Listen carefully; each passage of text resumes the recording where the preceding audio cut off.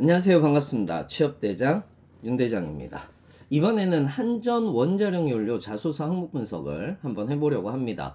한전 원자력 연료 자소서는 적부입니다.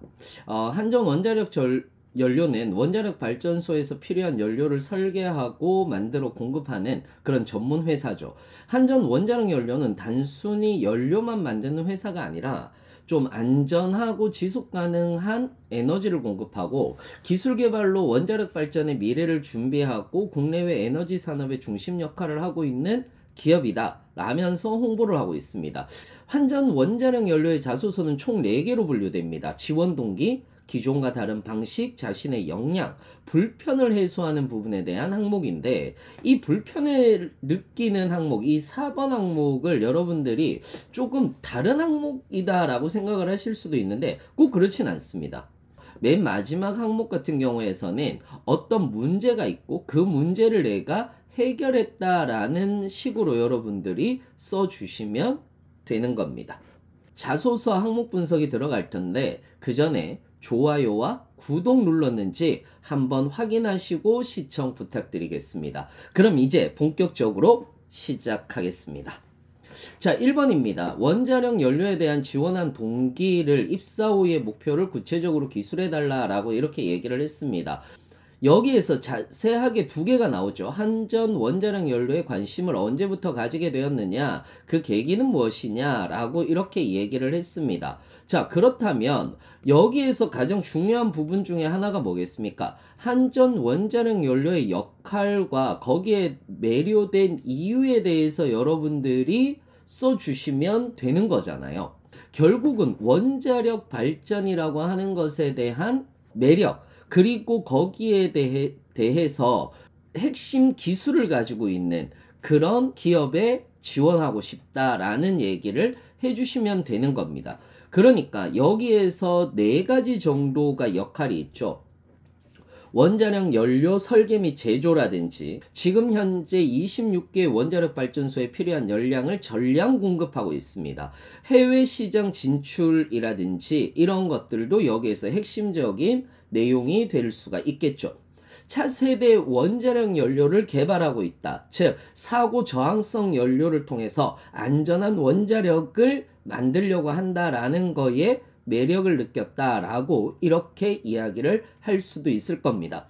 처음에 시작할 때 어떻게 시작해야 될지 모르는 분들도 계실 텐데 기후변화 대응에서 에너지 전환의 중요한 원자력 발전, 원자력 산업 중심에서 안정성, 효율성, 친환경성을 강조하면서 지속 가능한 에너지 공급을 실현하는 데 중점을 두고 있고, 여기에 특히 해외 시장이라든지 차세대 원자력 연료 개발에 매력을 느껴서 지원하게 되었다라고 이야기를 해줄 수도 있을 겁니다.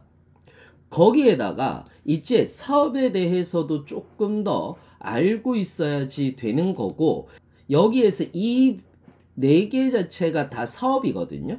그러면 이 사업에 대한 내용을 직무별로 어떤 식으로 내가 역량을 획득했는지를 이야기를 해주셔야 된다라는 거죠. 사무라든지 전산이라든지 기계, 건축, 원자력, 직군이 있는데 관련 사업 같은 경우에서는 원자력 설계 및 제조 지원, 경영 기획 및 인사관리, 구매 조달 및 재무회계가 사무가 하는 역할입니다.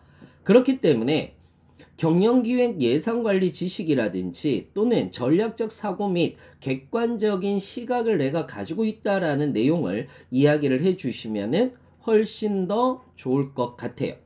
전산 같은 경우에서는 여기에 필요한 연료 설계 프로그램을 개발한다라든지 데이터베이스를 관리하는 사업을 할 수가 있는데, 이러한 것들 같은 경우에서는 IT 프로젝트 관리 및 소프트웨어 개발 기술을 가지고 있다라든지 또는 프로그래밍 언어, 네트워크 관리 기술을 가지고 있다라고 이렇게 이야기를 해주셔도 좋을 것 같습니다. 기계 같은 경우에서는 원자력 연료 및 부품 설계 또는 설비 유지 보수 및 품질 관리, 안전과 관련되어 있는 거죠. 그러다 보니까 쾌드의 활용 기술이라든지 또는 품질 관리 및 공정 관리 기술이라든지 이런 것들을 좀 더 강조해 주셔도 좋을 것 같아요. 건축 같은 경우에서는 원자력 발전소 설비 유지 관리나 건설 프로젝트 계획 및 실행이니까 이러한 내진 설계라든지 건축 재료 특성을 이해한다라든지 안전 준수 및 세심한 관리 태도라든지 이런 부분들을 이야기를 해주시면은 훨씬 더 좋을 것 같습니다. 원자력 같은 경우에서는 원자력 연료 설계 및 제조가 핵심적인 사업이겠죠. 그리고 핵심적인 직무가 될 것 같습니다. 그러다 보니까 여기에서는 원자력 공학 및 열수력학 지식이라든지 또는 윤리적이고 책임감 있는 태도 이런 부분들을 이야기를 해 주시면서 이런 것들을 어떤 식으로 습득을 했는지에 대한 경험을 작성을 해 주시면 좋을 것 같습니다. 자, 이제 2번으로 한번 넘어가 보도록 하겠습니다. 2번입니다. 학업, 업무, 특정 과업들의 수행 과정에서 어떤 목표를 설정하고 라고 이렇게 얘기를 했습니다. 당시 지원자는 그 목표를 어떻게 설정하게 되었는지 라고 이렇게 목표 설정의 동기에 대해서 이야기를 하고 그에 대한 노력을 이야기를 해 주시면 되고요. 이것 자체는 두 갈식으로 적으라고 이렇게 조건을 준 겁니다. 기존과 다른 새로운 방식, 그러니까 이게 핵심이죠. 기존과 다른 핵심 방식이다 라고 얘기를 했을 때에 대부분 활용성, 효율성의 측면이 떨어져서 그래서 효율성을 먼저 생각했다라고 얘기를 한다라든지 또는 실제 환경에서 적용했을 때의 실현 가능성에 대해서 이야기를 한다라든지 이런 것들을 이야기를 하면서 구체적인 계획을 얘기를 해준다면 훨씬 더 좋은 자소서를 쓸 수 있지 않을까 이렇게 생각을 해봅니다. 자, 이제 3번입니다. 3번 같은 경우는 전문성입니다. 전문성은 여러분들의 직무에 관련된 지식과 기술을 정리해야 되는 거고요. 여기에 대한 학업이라든지 자격증 취득이라든지 프로젝트 관련 대회 참여라든지 이런 행동 중심의 서술이 굉장히 중요한데 이거를 정리해 보자면 여러분들이 여기서 강조할 수 있는 것은 바로 이런 것들이 될 수 있을 겁니다. 사무 같은 경우에서는 경영 기획 및 예산을 내가 관리해 본 경험이라든지 회계 및 재무 지식을 습득한 경험, 회계 시스템 및 ERP 활용을 내가 해봤다 라고 하는 경험들이라든지 팀 과제 이런 것들을 써보면은 더 좋을 것 같고요.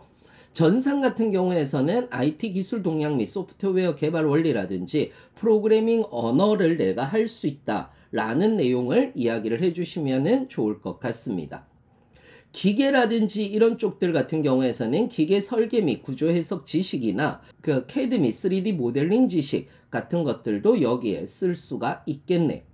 건축 같은 경우는 건축 설계 및 내진 설계 지식이라든지 또는 원자력 같은 경우에서는 방사선 물질 관리 및 방사선 측정 지식 같은 것들도 여기에 들어갈 수가 있을 겁니다. 이해되셨죠? 이렇게 여러분들이 이것과 관련한 경험 그리고 여기 3번에서 전문성을 보유하기 위해서라고 이렇게 얘기를 했을 때에는 여기에 함정에 빠지지 말고 내가 계속해서 어떤 노력을 해가고 있습니다 라고 이렇게 적어주시면 좋을 것 같아요. 4번입니다. 4번 같은 경우에서는 학교 생활이나 사회생활을 하면서 본인의 필요에 의해서가 아니라 다른 사람들의 불편이나 불만을 해소해 주기 위해 라고 이렇게 얘기를 했잖아요. 육하 원칙에 따라 간략히 기술해 달라. 그러니까 여기에서 가장 중요한 것은 뭐겠습니까? 육하 원칙이죠. 누가 무엇을 언제 어디서 왜 어떻게 했느냐의 육하 원칙에 따라서 설명을 해 주는 거고요. 그 다음에 내가 어떤 문제점이 있었는지를 정리를 해주면 돼요. 그래서 예를 들어서 자 하나씩 볼게요. 의사소통에 관련된 문제가 있을 수도 있다라고 얘기를 할 수 있죠. 어떤 문제가 있느냐라고 얘기를 했을 때에 정보 부족이라든지 또는 의견 경청 부족이라든지 또는 소통 방식에 문제가 있었다라고 이렇게 이야기를 해서 이 부분을 어떤 식으로 해결했습니다 라고 얘기를 해주면 돼요.